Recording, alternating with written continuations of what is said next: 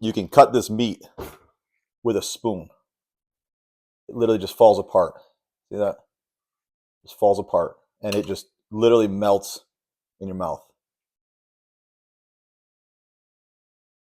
It's so good. Hey everybody, welcome to It's Just Food with Mike. I'm Mike. We're gonna make something today that I learned about 20 years ago. It's a Hungarian goulash, and it's not the kind that has the elbow macaroni and the ground beef in it. This is one from Eastern Europe. This is actually from Hungarian. It's got Hungarian roots to it. It's basically a braised, slow cooked, braised, tough cut of meat. Any tough cut of meat you can. I try to get beef shank if I can find it. I couldn't find it today, so I've got chuck roast that I've cut up, usually what you would use for pot roast. So you need tough cut of meat, about 2.5 pounds. You need about a pound of onions sliced up. You need 2 tablespoons of a sweet paprika. If you can get the Hungarian paprika, you can use that, obviously. I just have regular paprika today. I don't know what happened to my Hungarian stuff. You're going to need a little bit of lemon zest, a little bit of white wine vinegar, 2 ounces of tomato paste, and about 1.5 pints to a quart of beef stock. I bought this beef stock at the store. I don't usually have beef stock sitting around like I do with chicken stock. So stick around and we'll get into it. So I'll show you how to cut up an onion. Pretty easy. I cut the ends off first. Hold your knife here. Don't do this. This right here will give you a carpal tunnel. Hold your knife like this. Your thumb on this side. Your pointer finger on the other side. Cut down. Cut it in half. Peel it. Practice this, because you're going to cut yourself if you don't practice. Take it from me. Okay? First thing we want to do in this dish is caramelize these onions. This comes together very, very fast once we get going here. So I'm using a brazier. You can use any heavy bottom, oven safe pot you want to use. You can use cast iron. You can use a Dutch oven for this. A little bit of oil. Onions go in. Moderate heat. You don't want to burn them, but we're trying to get caramelization going, trying to get color on these onions.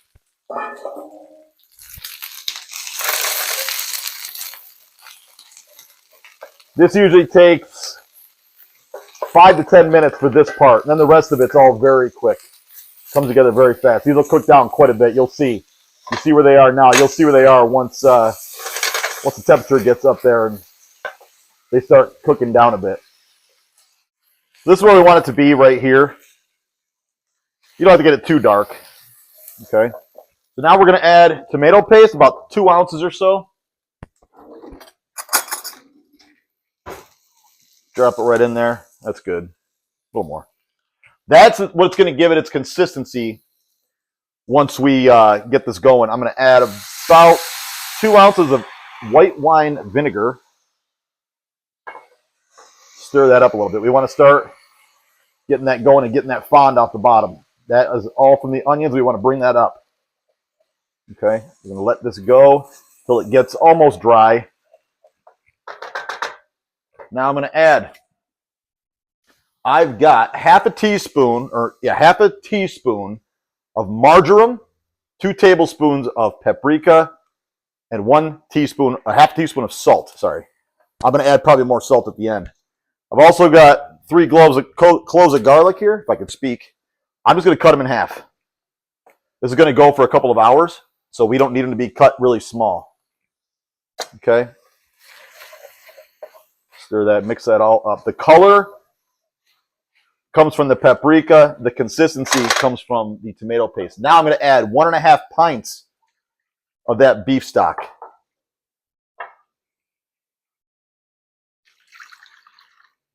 We're going to bring this up to a boil, until it simmers.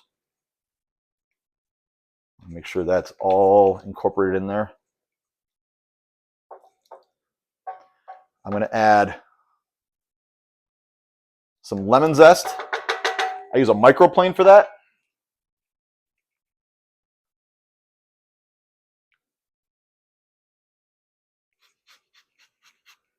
Microplane gets it better than any other thing because I'm not spraying all the liquid off with one of them lemon zester things. I don't like those. You can use a lemon or a vegetable peeler to get it too, but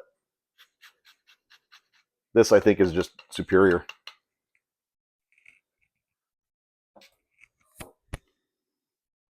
Okay, as it comes to a boil here, it should happen pretty quick. If you heat up your stock ahead of time, obviously it'll go quicker. You can already see how red it is. That's the paprika working, doing its thing.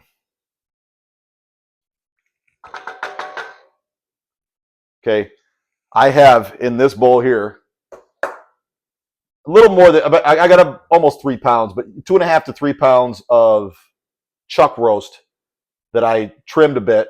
Got some fat in there, but that's okay. We'll get that all out when it cooks. Bite-sized pieces, about an inch or so. Just cut it up into that, and then that's going to go right into here.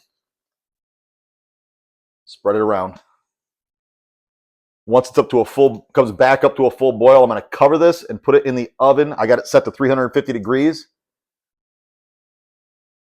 And the smaller you cut these, the quicker they'll cook. But what we want to do is get these down to where they're melt in your mouth tender.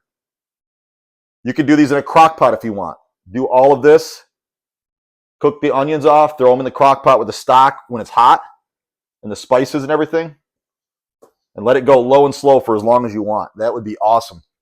I didn't have a whole lot of time today to do that, so I'm doing it in my oven.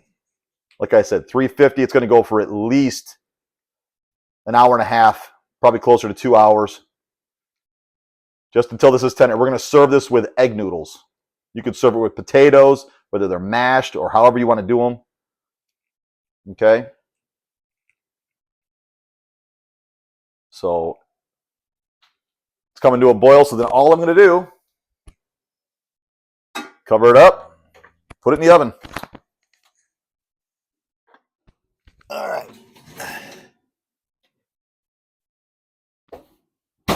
It's been in there for about 2 hours. What we want to do is skim off some of that grease off the top there. As I just use a spoon to kind of skim the top. See that fat? Let me get some of that off. You don't have to get it all.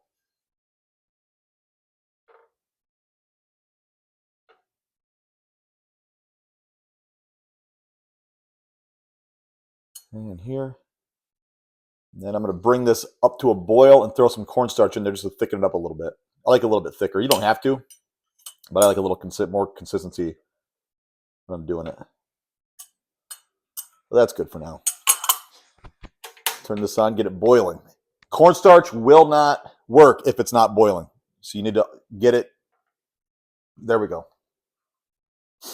Okay. Only add a little bit at a time. Cornstarch and water. A little bit at a time. Remember, it has to be boiling or it won't work.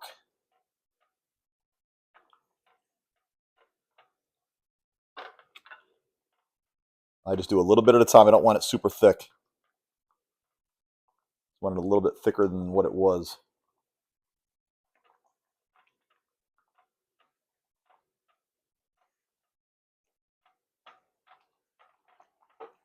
And that'll be good.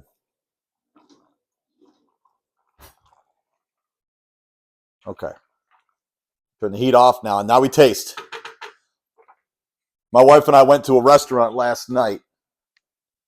And my food was so oversalted.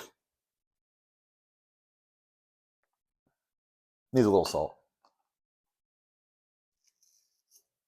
You got to taste your food. Otherwise, you don't know what it tastes like before it goes on your table.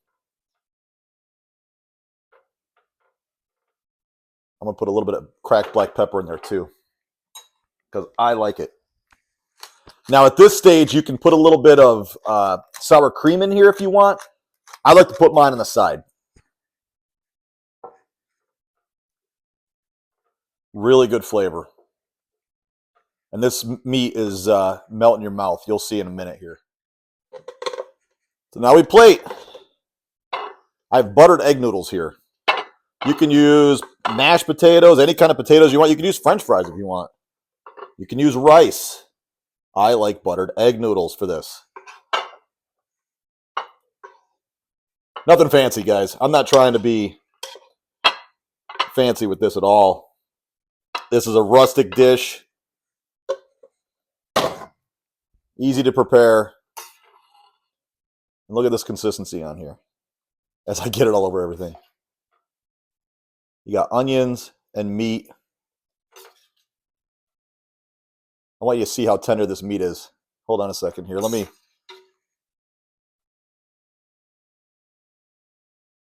show you. I'm just going to use a spoon.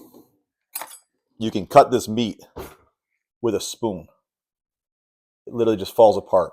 See that? It just falls apart. And it just literally melts in your mouth. It's so good.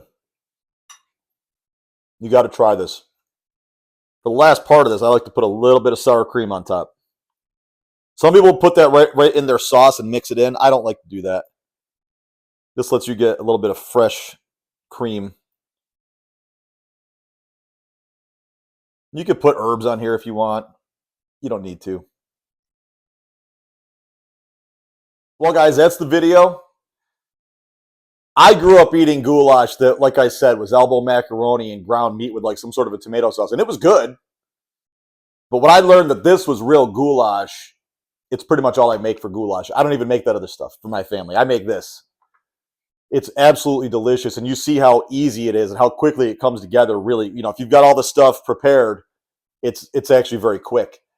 So a couple hours in the oven, once you caramelize some onions, and then it's done. Egg noodles, rice, potatoes, whatever you want to put on it. So if you like the video, give it a thumbs up.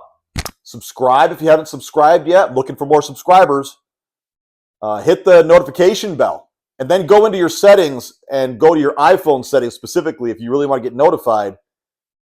Otherwise, it won't notify. You have to be specific to YouTube in order to get those notifications to you. So I'll see you all next time. Have an awesome day.